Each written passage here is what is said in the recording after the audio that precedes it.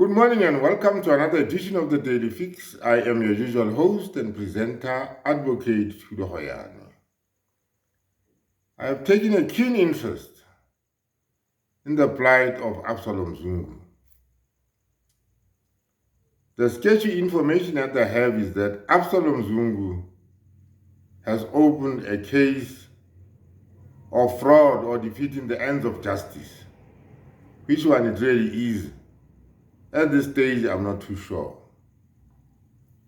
But following that bombshell disclosure by him a few months back, he followed up this with opening a case in Newcastle against Brigadier Gininda.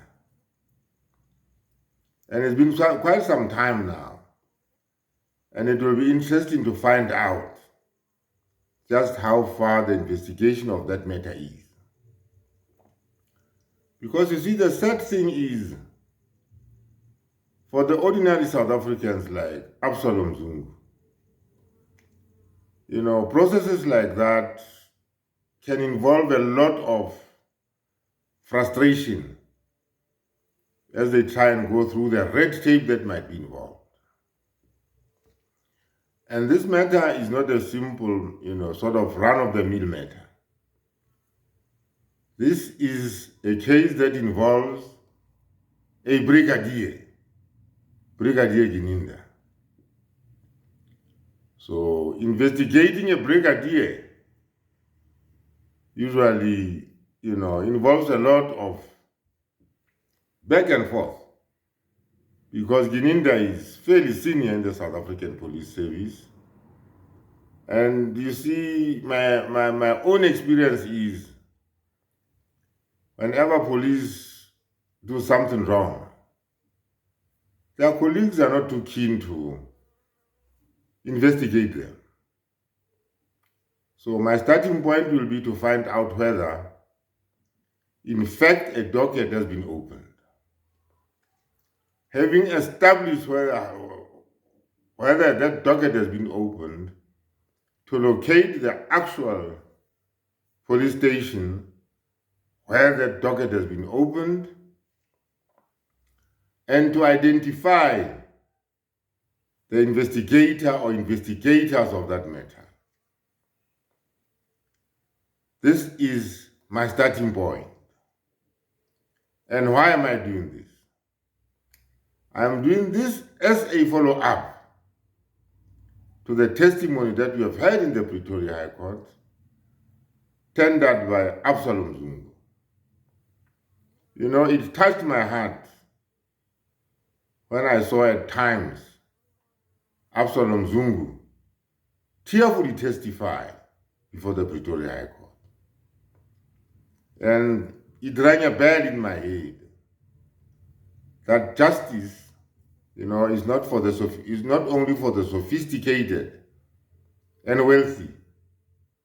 Real justice demands that all South Africans be treated with dignity and respect. Everybody, big or small, rich or poor, deserves justice in this country. So as I pondered over this matter, I said to myself, but how easy will it be for an ordinary man like Absalom Zungu to take on a giant like Gininda? It's not going to be a very easy task. I can assure you that it's not going to be a very easy task. So I understand that a case has been opened in Newcastle. I am not privy to the details of the crime reported there, which necessitated the opening of that docket. But it should be anything along the lines of fraud and defeating the ends of justice. So that is my starting point. Now, having established the opening of that docket, it will be very interesting to make a follow-up as to what is happening to that investigation. And because it is a criminal investigation, it is in the hands of the police. And remember, Gininda is a brigadier in the South African Police Service. This is a situation where police have to investigate one of their own, and one of their own that is very senior in the hierarchy. But like I've said earlier on, justice is not only for the rich, justice is for everybody, rich or poor, great or small. So what has to happen is the police will have to investigate that matter, and the evidence is there for the taking.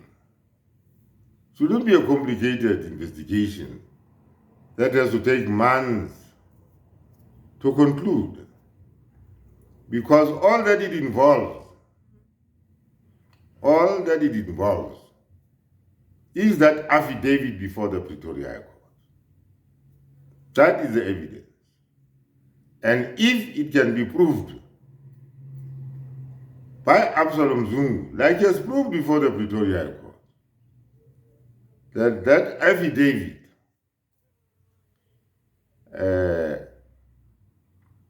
was secured fraudulently, purportedly under his name.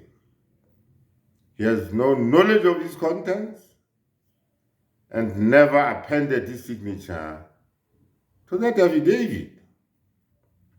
That is all that is required to prove the offense herein. So once the investigators have done their work, and I'm saying that work should not be taking weeks, like it is seemingly doing, that docket will be handed over to the prosecutors in KZN, and a trial date and so on and so forth will be found. I suppose under the circumstances, somebody like Gininda can just be warned, can just be given a charge at the police station and be warned to appear before court on a designated date. That is how it's supposed to go. If it does not proceed along those lines, there's also the possibility that it can go by way of a private prosecution. And a private prosecution works in this manner.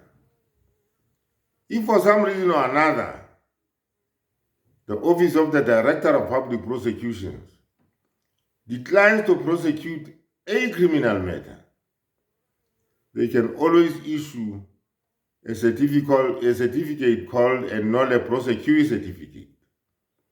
In other words, a certificate of non-prosecution. When that happens, it is then open to any lawyer like me to take up the matter, obtain that certificate, that nolle prosequi certificate or certificate of non-prosecution, and pursue a private prosecution on the same facts as those that were being pursued by the police and the prosecution, which they have declined, to go ahead with. So that is how it's going to work. Because I really believe that Absalom Zungu, the simple man that, threw the Pretoria High Court into disarray, deserves something more. Because you could see as his testimony came to a close that Absalom Zungu was not satisfied. Because Absalom Zungu wants to see concrete action taken about those involved in the misuse of his name, those involved into trying to co-opt him into that corrupt scheme that led to the making of that affidavit alleged in his name. So keep out for this, and in future editions of the Daily Fix, I'll be giving you updates on where all this is leading. Having said that, let me thank you for watching this video. Let me thank you for all the subscriptions, likes, and shares and seeing. I've always said we are not too far away from the 12,000 subscriber mark.